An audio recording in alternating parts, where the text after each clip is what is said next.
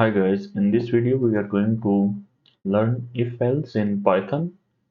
So if I have a variable a and assign a value to it like 33 and b assign a value to it 100, and if I want to check that b is greater than a, I can use that if else from Python. So an if statement is written by using the if keyword, and I want to check that if b greater than a, and then put a column, and after that I want to print that if that is true, then print that b is greater than a.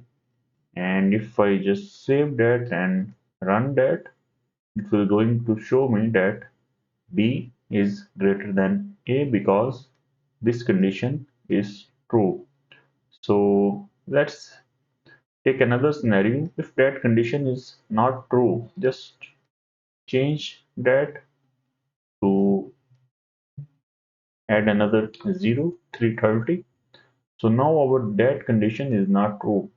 So there is an other method for this, which where we can use else, and we can say that if that first condition is not true, just we want to print another result that b is not greater than a. So now if I save that and run that, it will going to show me that b is not greater than a. So that's how if else statement works. And make sure that the indentation is very important there. If you don't put that indentation correctly, it will going to show you an error.